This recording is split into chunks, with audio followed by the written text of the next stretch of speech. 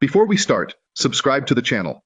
Here, we analyze scientific research on training, sports nutrition, performance, and athlete health with clear explanations and practical applications. The study analyzed in this video was published in Sports Medicine. Its title is Caffeine Use in Sport, a systematic review and meta-analysis of acute side effects and implications for athlete health and safety. The first author is Raoof Negaresh and colleagues. This review included 48 studies and 940 athletes. The caffeine doses ranged from 1.3 to 12 milligrams per kilogram of body mass. The central question was not whether caffeine can improve performance. That benefit is already well established in the broader literature. The question was, what are the acute side effects of caffeine in athletes, and how does the risk change as the dose increases? The main message is simple. Caffeine can improve performance today, but some of its effects may interfere with sleep, recovery, and well-being later. And the higher the dose, the greater the risk. The systematic review included 48 studies. 38 of those studies provided enough information to be included in the meta-analysis. Across the complete review, there were 940 athletes. Approximately 63% were men, and 37% were women. Participant ages ranged from 15 to 35 years. The mean caffeine dose was approximately 4.86 milligrams per kilogram. However, the range was very wide, from 1.3 to 12 milligrams per kilogram. For an 80-kilogram athlete, 3 milligrams per kilogram would equal 240 milligrams of caffeine. 6 milligrams per kilogram would equal 480 milligrams. 12 milligrams per kilogram would equal 960 milligrams. These calculations are examples, not recommendations. The included studies covered athletes from team sports, resistance training, athletics, combat sports, endurance activities, and other individual sports. This wide range helped the authors examine caffeine-related effects across several sporting contexts. One important point is that all side effects were assessed through self-report. Athletes were asked whether they experienced symptoms after caffeine or placebo. The assessments were usually completed on the test day, the next day, or within 24 hours after ingestion. The symptoms investigated included headache, anxiety, insomnia, tachycardia, abdominal discomfort, nervousness, increased urine output, and increased vigor or activeness. This affects the interpretation of the findings. For example, when the article refers to tachycardia, it generally means that the athlete reported a rapid heartbeat or palpitations. It does not necessarily mean that a clinically confirmed episode of tachycardia was detected with an electrocardiogram. Similarly, insomnia was generally based on the athlete's report rather than objective sleep monitoring. Self-reported symptoms are still relevant because they reflect the athlete's experience, but they cannot always confirm the physiological severity or clinical meaning of the event.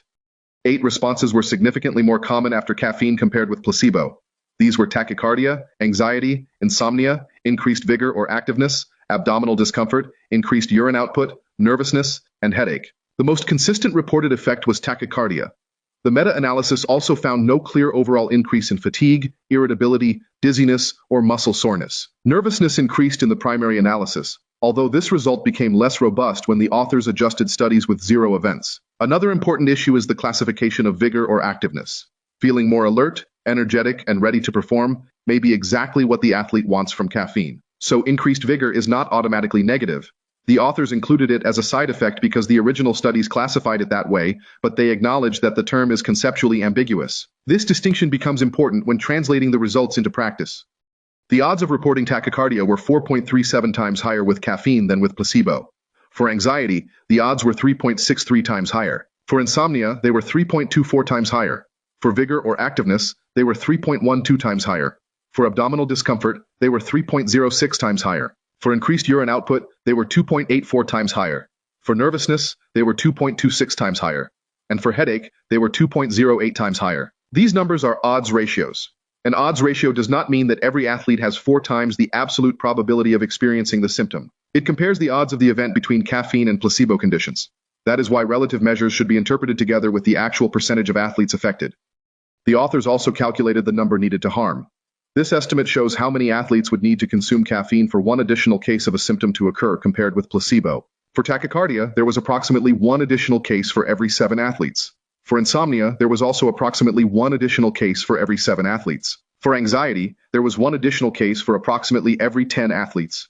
For abdominal discomfort, there was 1 additional case for approximately every 9 to 10 athletes. For headache, there was 1 additional case for approximately every 12 athletes. These values make the findings easier to understand in practical terms. The results do not mean that every 7th athlete will experience a severe medical event. They mean that, compared with placebo, caffeine produced 1 additional self-reported case across approximately that number of exposed athletes. The severity of the symptoms also varied and was generally described as mild or moderate. The study found a clear dose-response pattern. As the caffeine dose increased, the probability of several side effects also increased. This association was observed for anxiety, tachycardia, abdominal discomfort, increased urine output, headache, insomnia, vigor or activeness, and muscle soreness. The authors divided doses into three categories. Low doses were up to 3 milligrams per kilogram. Moderate doses were between 3.1 and 6 milligrams per kilogram. High doses were above 6 milligrams per kilogram.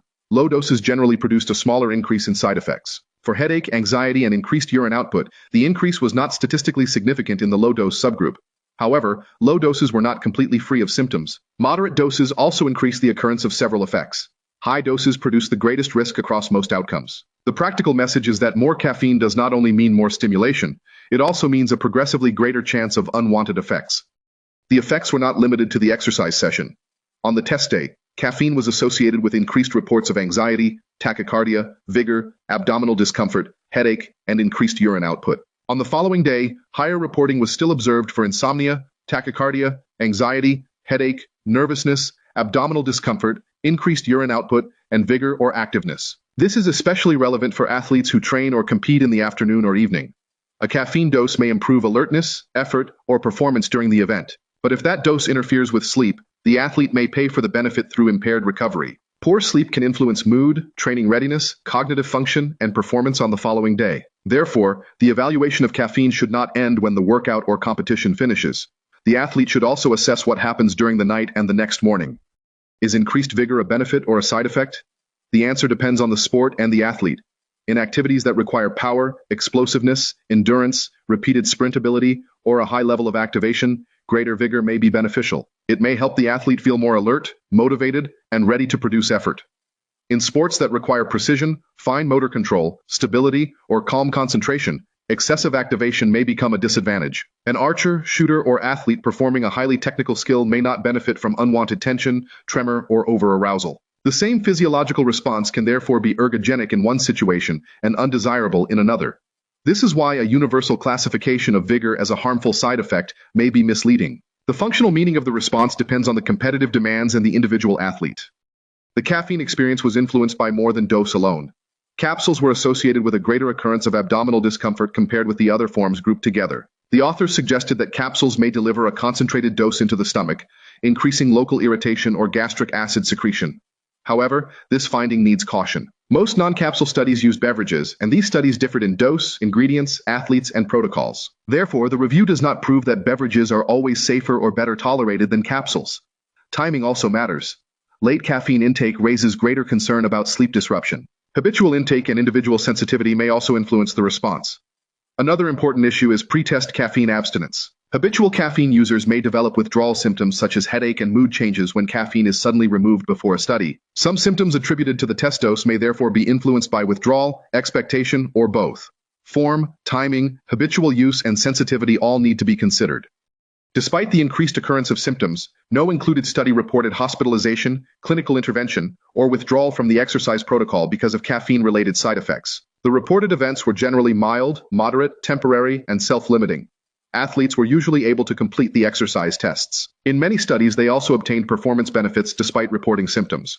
This means that a side effect does not automatically make caffeine use unacceptable. The relevant question is whether the benefit outweighs the cost for that athlete. A mild increase in alertness and heart sensations may be acceptable for one person. The same response may be uncomfortable, distracting, or unsafe for another. The article also noted that side effects were the primary outcome in only a small minority of studies. This means that symptoms may have been underreported. Most caffeine research focuses on performance, not safety monitoring, so the true frequency of side effects may not be fully captured by the available literature. The best caffeine dose is not the highest dose. A practical approach is to begin with a lower dose and assess the individual response. Athletes should avoid testing a new dose for the first time during an important competition. The timing of intake should be considered, especially when training or competing later in the day. Sleep, anxiety, perceived heart rate, palpitations, gastrointestinal discomfort, and recovery should be monitored. All caffeine sources should be counted, including coffee, energy drinks, pre-workout products, capsules, chewing gum, and other supplements. If the side effects begin to outweigh the performance benefit, the athlete should reduce the dose or change the timing or form of intake. For many athletes, a dose closer to 3 milligrams per kilogram may offer a more favorable balance than doses above 6 milligrams per kilogram. But no single dose is ideal for everyone. The final message is this: use the lowest dose that improves performance with acceptable side effects. If this breakdown helped, Like the video, subscribe to the channel, and follow for more evidence-based sports science content. And share your experience in the comments. What caffeine dose works best for you without affecting your sleep or recovery?